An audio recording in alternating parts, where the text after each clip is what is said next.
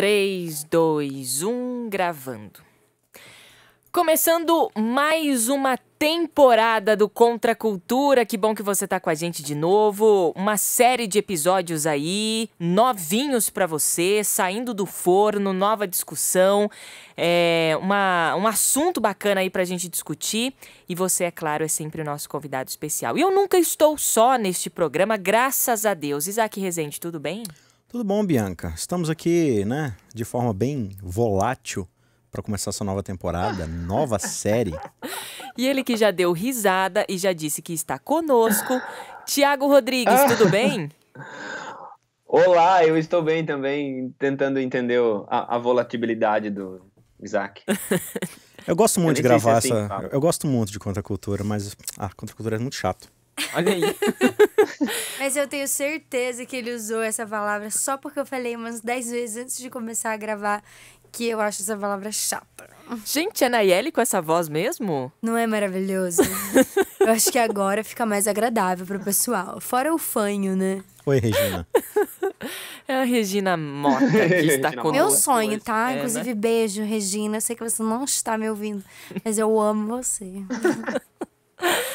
Seguinte, gente, estamos começando mais uma temporada, é isso, Isaac? É isso mesmo, já encerramos, né, uma série tão legal que a gente aprendeu muita coisa sobre nosso amigo Espírito Santo, né? O Deus que era desconhecido, mas espero que depois dessa temporada não seja mais tão desconhecido assim para vocês. E agora estamos conhecendo um novo personagem bíblico, um pastor líder da igreja, um dos inauguradores do cristianismo, né? Nosso amigo Pedro. Cartas de um pastor inconstante. Olha, e demorou pra gente achar o nome dessa temporada aí, viu? Tudo culpa da Nayeli, que não quis colocar uma ideia. Não, é que eu tô doente, né? É, né? Daí tudo se explica. Tá bom, então vamos aturar este título porque ficou muito bom, Cartas de um Pastor Inconstante, e a gente vai entender o porquê desse pastor inconstante, desse pastor volátil, desse Sim. pastor paradoxal, enfim. Não, esse título é muito bom, mas eu não gostei. Ah, ok. Tipo, bem paradoxal você, né, Isaac? Tá parecendo eu. Ô, Nayeli Leite, que parece o Isaac, o que o nosso guia de Olha só! Vira Vamos temporada. contabilizar, hein? Vamos Já contabilizar. teve umas 5 vezes, mais ou menos. Começando essa temporada, então, Ô, gente, marcador, vocês 1 ponto pra Bianca e pro Strudel. Vocês me perdoem. Na próxima vez eu Estudo. vou trazer um Desculpa. strudel pra você comer. Eu vou ter que encontrar um. Me desculpem. A gente vai mudar o nome Que desse o podcast nosso- pra Strudelcast. O que o nosso guia de estudo, Nayeli Leite, trouxe pra gente. Ok, gente. Primeira semaninha aí, o nosso guia de estudo vai passar um pouco sobre Pedro pra gente conhecer um pouco sobre ele através de alguns acontecimentos específicos da vida dele. No Mar da Galileia, em um outro momento quando ele confessou que Jesus era o Cristo, o Filho do Deus vivo, também aquele episódio em que ele andou sobre as águas e no triste episódio em que ele negou o seu Senhor, e culminando aí com Pedro como um grande líder da igreja. E o nosso verso Nosso chave. verso está em Mateus 14, 30 e 31. Reparando, porém, na força do vento, teve medo e, começando a submergir, gritou: "Salva-me, Senhor!" E prontamente Jesus, estendendo a mão, tomou-o e lhe disse: "Homem de pequena fé, por que duvidaste?" Primeiro episódio desta nova temporada aqui do Contra a Cultura, Cartas de um Pastor Inconstante. Ninguém nasce pronto é o tema desta nossa primeira discussão. Ninguém nasce pronto e a gente vai conhecer um pouquinho mais sobre esse pastor inconstante, né, Isaac? É isso aí. É legal, assim, que quando a gente vislumbra, assim, algo pronto, né? Por exemplo, uma grande empresa, uma grande instituição, um projeto ou um grande líder da humanidade, a gente observa o presente dele e a gente fala: nossa, eu queria ser firme que nem essa pessoa, eu queria ser diferenciado que nesse projeto, queria pensar em coisas assim, né? Mas a gente geralmente não percebe o processo de construção dessas coisas, né? Se você observa, por exemplo, a biografia de grandes gênios da humanidade, por exemplo, Einstein, olha para Einstein. Einstein é um cara que revolucionou a matemática, física, astrofísica, mas ele é um cara que tinha problema na escola justamente com matemática, né? Claro, e tem toda uma discussão de modalidade e tal, mas você observa que as pessoas elas sofrem processos de construção do seu caráter, da sua personalidade, né, dos seus talentos e tal. E a gente olha para Pedro, e Pedro é mundialmente conhecido como, digamos assim, um dos fundadores, uma das pilastras, né, do cristianismo como a gente conhece hoje. E esse cara que vai escrever essas duas cartas aqui, cheias de conselhos maravilhosos, né, que entendem assim, de forma muito clara o caráter de Cristo, a personalidade de Cristo, sua missão. Mas quando a gente volta na biografia dele, né, pegando ele emprestado da própria biografia de Cristo, a gente vai ver que Pedro não era exatamente assim alguém, né, tão sólido e tão firme naquilo que ele acreditava. Ele é um cara que, às vezes, ele vai estar assim, ó, herói da fé firme. Outras vezes ele vai dar umas bolas fora, assim, nervosa, né? Mas o que é legal de Pedro é que ele era determinado. Errando ou acertando, ele ia pra cima da coisa. Tem essa questão que você disse que mesmo ele agindo de uma maneira errada, ele ia pra cima e tal, e tentando acertar. E é o que a gente vê no perfil ali de Pedro, porque ele era uma pessoa impetuosa, uma pessoa sanguinária, uma pessoa, né, com um espírito assim bem pra cima e tal. Só que ele era uma pessoa que ele era humilde, né, Nayeli? Ele sempre se colocava ali, olha, errei e preciso de ajuda e vamos lá. Acho que só... É sanguínea, não sanguinária, né? Eu falei sanguinária, me porque Pedro não era assim tão... Não, ele só arrancou a orelha de mal ali, mas foi um momento falho.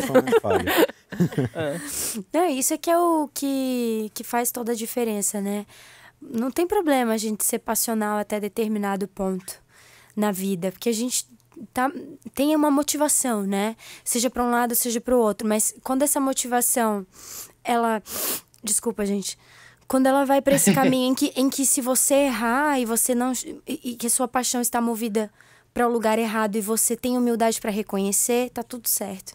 Entendeu? Tá tudo certo porque Deus nos reconhece como humanos falhos, e é essa humildade que vai fazer o processo de transformação para mim, que eu vou talvez mudar de caminho e usar essa minha paixão para o que é correto daí.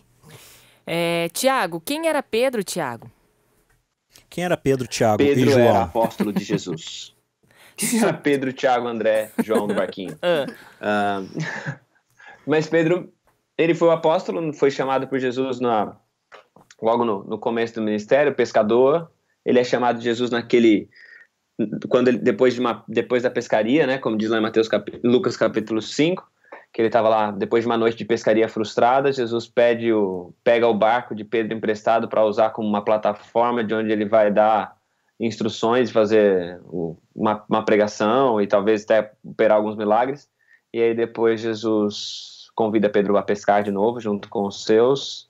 E Pedro ouviu alguma coisa em Cristo que o motiva, né, que faz pensar que Jesus teria autoridade para que Jesus era uma autoridade para ser obedecida, né? E aí quando ele vai pescar, tem a pesca maravilhosa, então Jesus o chama para ser pescador de homens. Ele tem um confronto com Cristo, né, que ele diz: Senhor, afaste-te de mim. Depois da pesca maravilhosa, né, depois de todos os peixes que miraculosamente eles pegaram, ele fica impressionado e reconhece Jesus como Senhor, né? Diz: afaste de mim porque sou pecador. E aí já se vê bem esse indício da humildade de Pedro, né? Esse Pedro que olha para Jesus e vê em Jesus algo diferente. O quanto que ele sabia de Jesus não dá para saber exatamente, né? Mas o que a gente sabe é que ele enxergou em Jesus alguém diferente. Enxergou em Jesus alguém com uma palavra digna de ser obedecida e enxergou em Jesus uma presença que ele precisava pensar melhor na aproximação. Ele, como pecador, como é que ele poderia se aproximar desse Cristo e até que ponto esse Cristo poderia se aproximar dele também. Pedro, essa natureza, né, essa personalidade paradoxal que a gente coloca, ao mesmo tempo que ele ama Jesus, ele nega Jesus, ao mesmo tempo que ele quer ajudar, ele acaba atrapalhando, ao mesmo tempo que ele dá a vida por Jesus, ele no instante depois não foge de Jesus.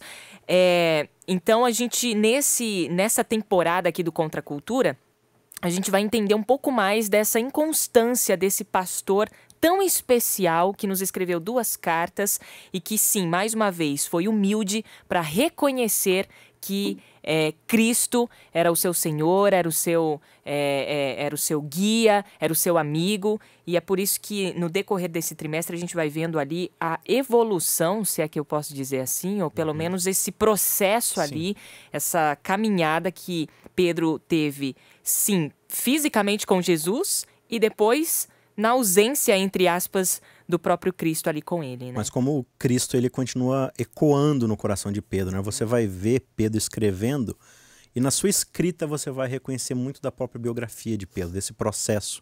No sentido de, tipo assim, gente, eu estou escrevendo isso para vocês porque eu vivi isso. Né? Eu vivenciei esse processo de crescimento. Essa coisa de se livrar da amargura, do ímpeto, né? da briga. Eu era essa pessoa, né?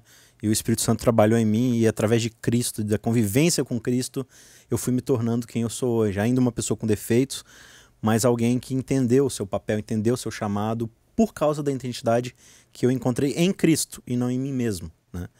Então isso é muito bonito.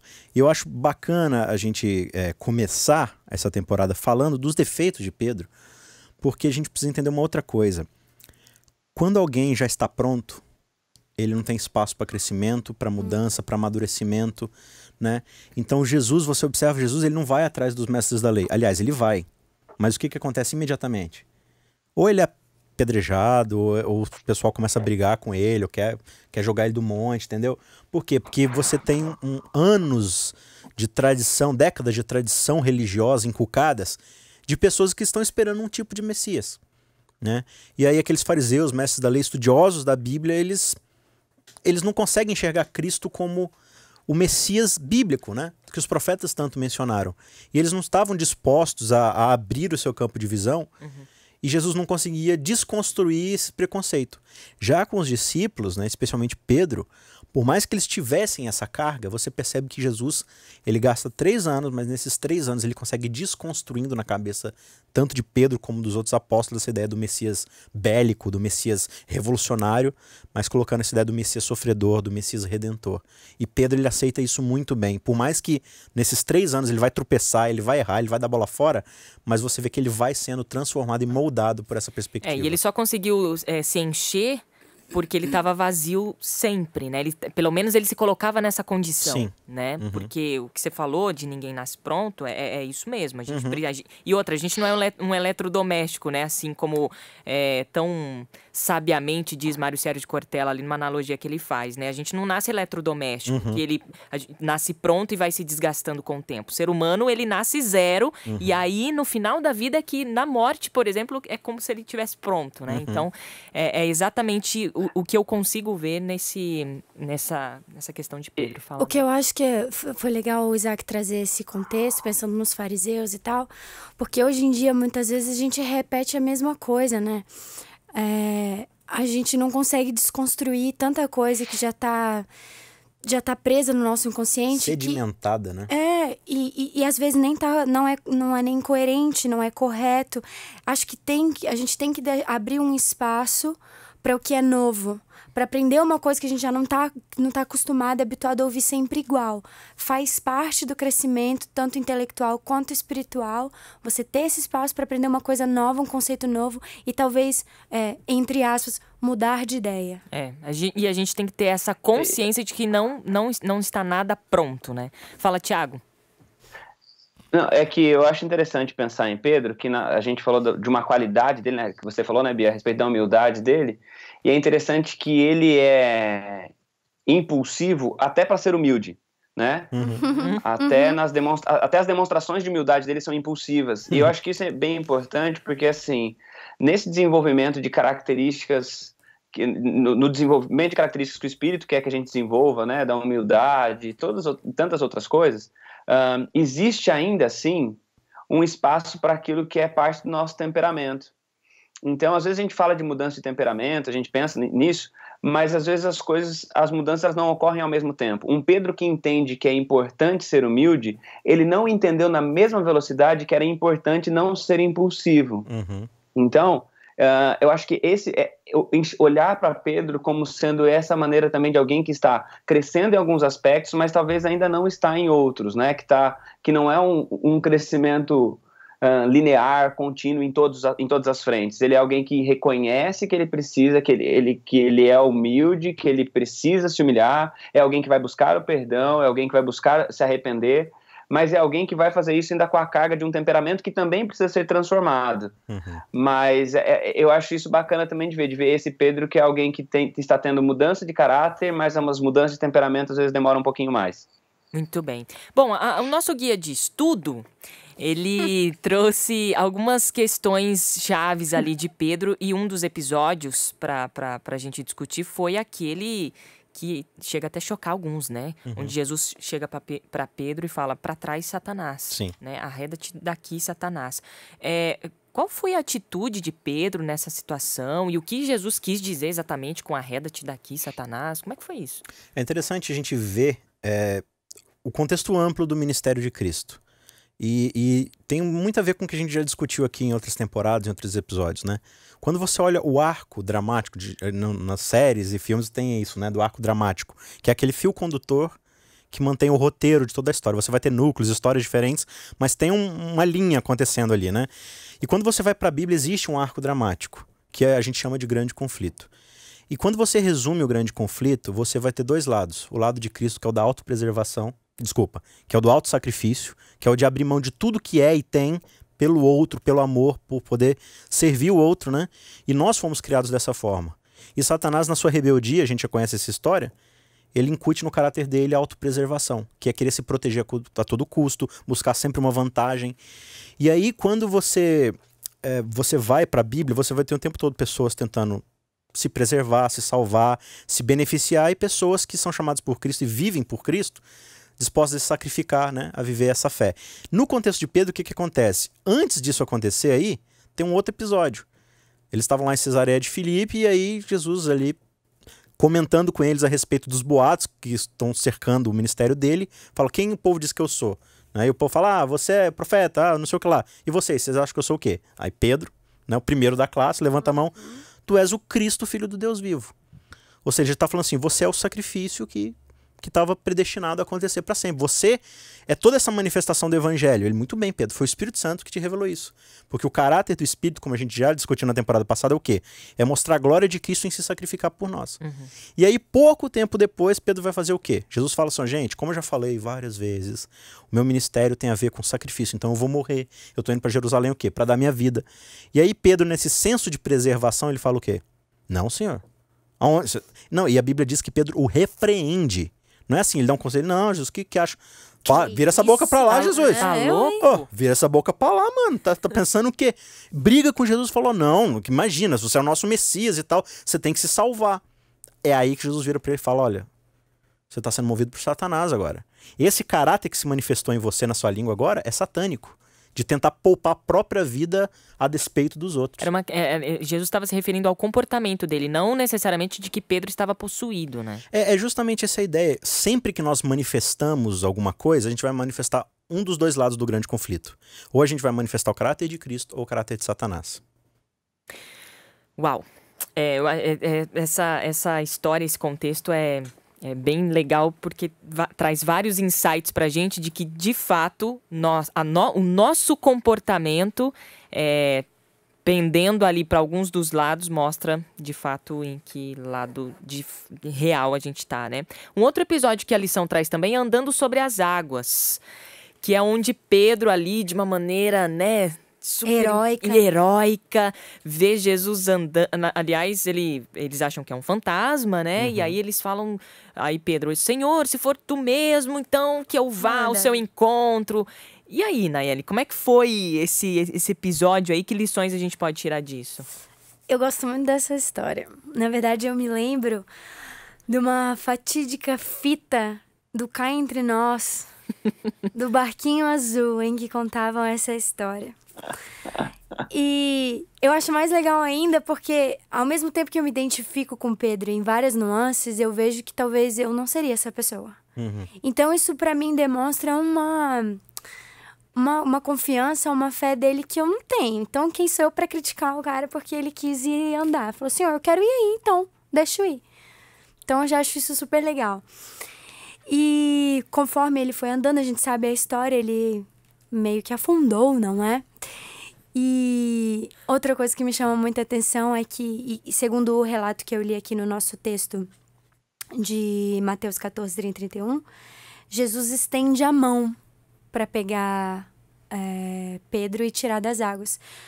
A gente sabe que Jesus tinha poder para fazer uma série de coisas e que não necessariamente ele precisava segurar a mão de Pedro, mas ele escolhe ter esse contato e escolhe também mostrar para Pedro a dependência que ele tinha de Jesus nesse momento. Acho que essas são as grandes lições que eu trago para vocês. Eu acho interessante essa história, porque, não sei se vocês já perceberam, praticamente todos os sermões e reflexões sobre essa história, elas têm um conceito negativo, né? Não, Pedro duvidou, né? Pedro foi lá e caiu, Pedro confiou nele mesmo e afundou e tal, e bababá. Sempre meio que essa dúvida, né? Qual é a principal característica de Pedro aqui? A dúvida. Só que o que a gente falha, e eles é muito feliz em trazer isso a princípio, é que antes de falhar, Pedro acerta violentamente. Até porque essa inconstância que a gente já tá vendo na história dele. Mas ele, dos 12 que estavam lá, e ó, não era assim, aquele lago dos cisnes não, né? Tava uma tempestade. Ele é o único dos 12 que fala assim, Senhor, então ordena pela tua palavra que eu vá. E ele vai. E ele vai sem medo, ele tá confiante. Aí, claro, acontece esse problema, né? E aí ele falha. E aí Jesus, ele estende a mão e imediatamente já puxa Pedro ali e fala, ó, você é um homem de pequena fé e tal. Só que, né, em outra ocasião, Jesus vai falar assim que, olha, tudo que você precisa é uma fé do tamanho de um grão de mostarda. Então, por mais que ele repreenda Pedro ali pela fé pequena dele, Cristo elogia também por causa que ele teve fé. E eu acho muito interessante isso, porque geralmente nas nossas comunidades religiosas, a gente tem uma cultura, digamos assim, de elogiar o conservadorismo, no sentido de poupar para não errar. No sentido, tipo assim, a gente cria pessoas com um pensamento pequeno. Sim. Pessoas que preferem se preservar, se poupar, do que arriscar. E aí quando você vê a história das grandes pessoas do mundo, são todas pessoas que elas arriscaram tudo que elas tinham, né? E várias vezes elas vão errar, elas vão falhar, elas vão falir, para lá na frente conseguir acertar. Mas a gente evidencia mais o quê? Esse conservadorismo de ser um dos 11 que ficaram quietos no barco. E aí quando você chega no final da sua vida como discípulo, dessas 12 pessoas, só uma vai ter memória. Cara, eu já andei sobre a água com Jesus. Só Pedro teve isso, mas ele precisou falhar para isso acontecer. E ao mesmo tempo, isso me lembra a jornada de qualquer pessoa, especialmente começando lá com Abraão. Deus vira para Abraão e fala assim, olha, anda na minha presença e seja perfeito. E Abraão vai, com fé, e vai embora. Primeira oportunidade, ele tropeça e afunda. Lá mente, lá sobre a esposa, o que Deus faz? Pega ele pela mão, levanta, vamos lá. E aí quando chega no final da vida de Abraão, ele é o pai da fé. Mas ele é um cara que ele vai tropeçando e afundando nas águas, nas ondas o tempo todo. Mas Deus está falando assim, olha, é melhor você vir comigo, andando comigo e afundando, que eu te puxo pelo braço, do que você ficar sentado lá no barquinho quietinho, se preservando das coisas. Então nós acabamos sendo pessoas de mente pequena, pessoas com uma fé pequena, porque a gente não está disposto Uma vida medíocre a se jogar nos braços de Cristo. Absolutamente mediano, assim, né? A gente não tem nenhum, não é nem baixo, nem alto, é assim, tô aqui, tá constante, tá... Olha, eu nunca falhei, mas também nunca foi bem sucedido. Exatamente, né?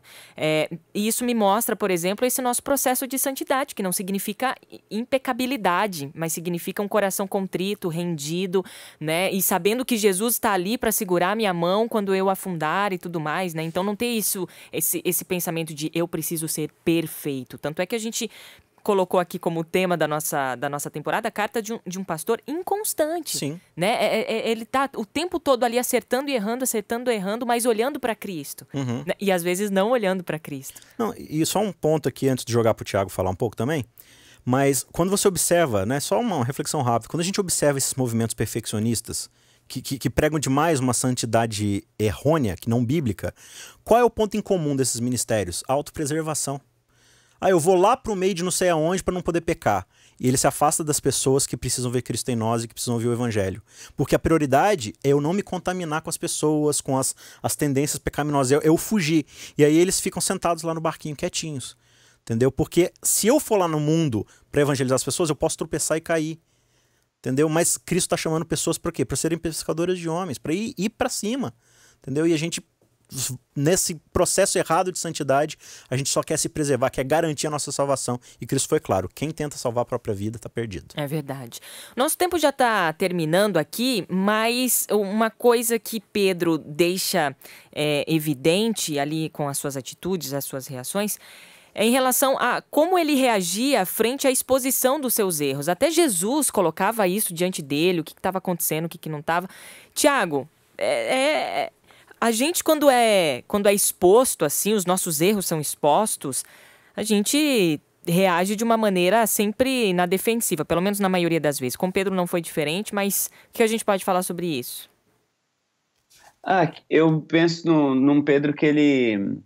É que Jesus, de um lado tem o Pedro e tal, mas de um lado tem um Cristo que ele não se importava em confrontar. Se ele tinha uma necessidade de confrontar alguém por algum erro, é claro que sempre com amor, Jesus sempre fez isso, mas ele confrontava. Jesus não ficava simplesmente numa espécie de uma política de boa vizinhança, simplesmente, né? Ele confrontava quando era necessário.